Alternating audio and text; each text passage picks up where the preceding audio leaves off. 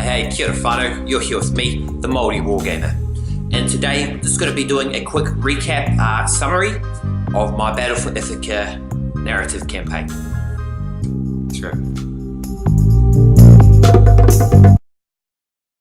For new people to the channel or people who forgot that there's actually a story behind my videos, Battle for Ithaca is my own custom narrative campaign. I'll put a link in the description below, but essentially it's just something to tie in a bit of flavour, a bit of stories, a bit of reason to watch.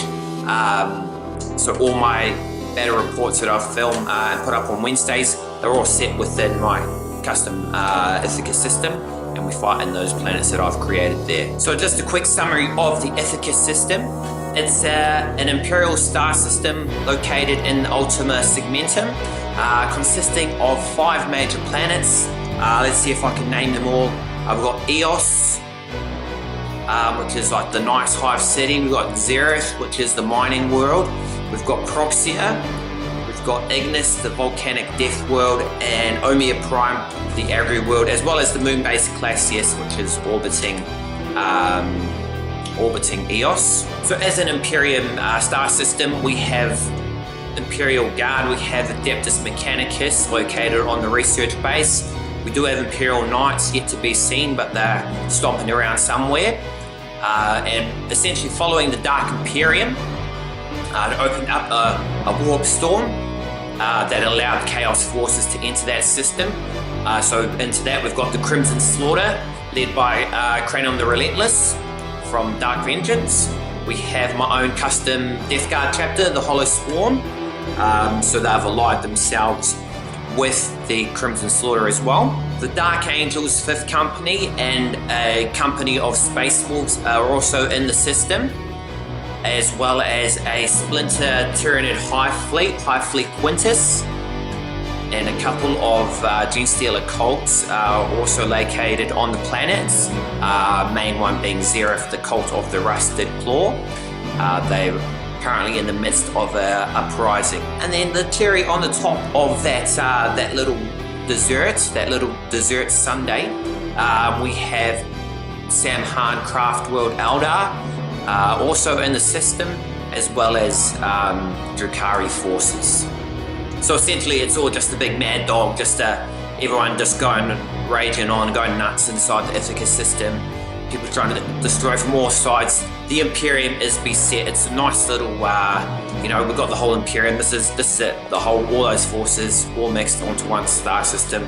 Unfortunate, but we've got heroic defenders. We've got alien monsters. We've got chaos forces. It's just a nice melting pot of drama, of action, of intensity for your viewing pleasure. And that's all just my way of trying to give something more. You've got so many people doing YouTube battle reports.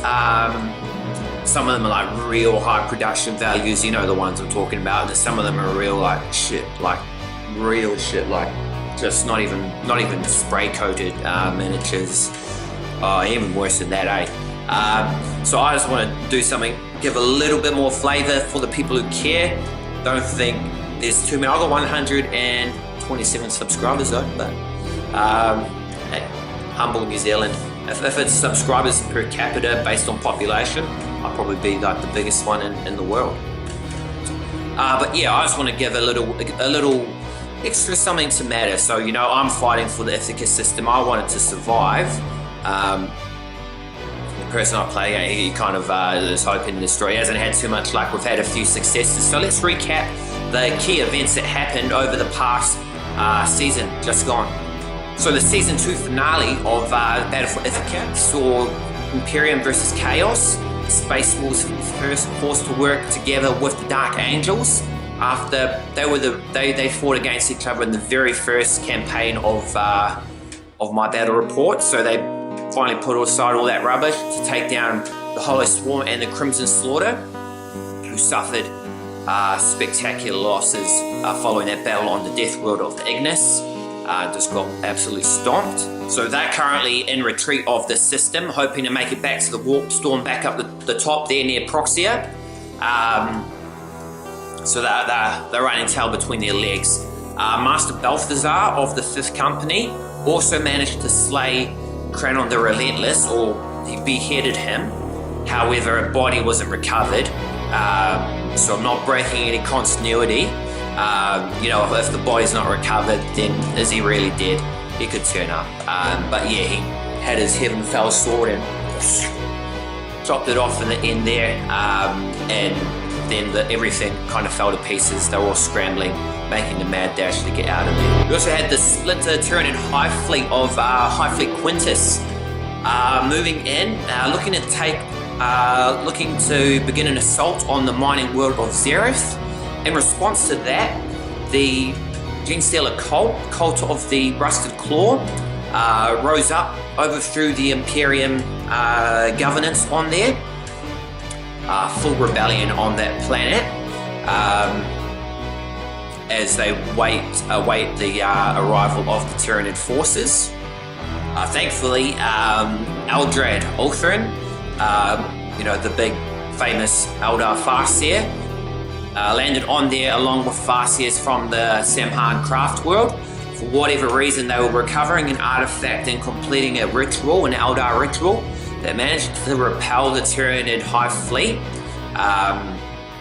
and push back the Genestealer cult defenders. So just like a big beacon or something like like a light keeps away darkness, that kind of thing. So triggered some sort of magical ability. We'll just claim it magic or science fiction, whatever you want. But it pushed back the Tyranid fleet momentarily. That's still going to be coming back. But it's given a bit of respite and allowing the Imperium defenders to come back. So that's in full rebellion. Eldrad Ulthrin and the Samhan Eldar, who are located in the system, landed on Xerath though, and managed to enact an ancient Eldar ritual that repelled the Tyranid Hive Fleet. So it's pushed it back. The place is still in rule of the Genestealer cults, but it's pushed back the main Tyranid threat, allowing the opportunity for defenders to come in and stabilize and then figure out a way to destroy, because it's only a splinter fleet, it's not massive, could potentially be beaten if the forces went stretched elsewhere. And then following that, Dark Eldar disappeared again as quickly as they arrived. And then before their defeat on Ignis, the Hollow Swarm actually landed on the agri world of Omia Prime and corrupted a whole bunch of crops on the planet. Not that one has the least effects of anything, but essentially just means there's going to be less rations for the forces within the system and outside it, because Omia provided crops for a lot of people. Also on that planet, another Genestealer cult, the Cult of the Rusted Sickle, rose up, but they were slaughtered to no one survived that one. The Patriarch was murdered as well, so that the cult's pretty much destroyed, thanks to Chaos. And so that's how things stand as we move into Season 3, or already have moved into Season 3, for the Battle for Ithaca battle reports. And these battle reports, Season 3, will last us right till the end of the year, end of 2018. And it's all mapped out, the forces that we'll be fighting with. Just finished doing the first campaign, which was Tau Necrons. So yeah, just when you thought it couldn't be any more crazier, 2 new Xenos armies have decided to enter the fray, with, spoiler, the Necrons taking out that first conflict. So yeah, it's all, essentially it's all just exposition, but I like story, I like flavour, and so I think it ties really nicely, and I know some of you guys do as well, care about this, the humble Ithaca system created by the humble maoriwargamer, just a guy from New Zealand, just filming in his lounge, doing this for the camera, for you guys as well. So yeah, that's the summary of Battle for Ithaca Season 2 recap. Season 3 taking us to the end of the year, and we'll wrap up Ithaca System narrative by the end of the year as well. So we'll start 2019 something fresh, something new. Who's going to win? Chaos, Xenos, Imperium? So many forces stacked against it. who knows? We've got Imperial Knights on the way, or an Imperial Knights on the way. Got Death Watch looking to mix things up. We've got the Ynnari as well for the Eldar. So we're keeping things fresh. We're keeping things fresh. We're keeping things funky for your entertainment, for your viewing pleasure, and I hope you guys are liking it. Feel free to give me any feedback here, any ideas for narratives and all that kind of stuff. I'm a storyteller, I'm a craftsman.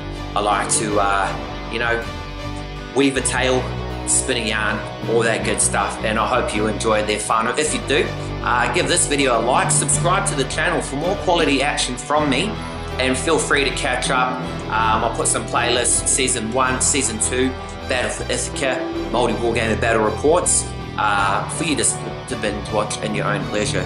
But yeah, thanks again for watching.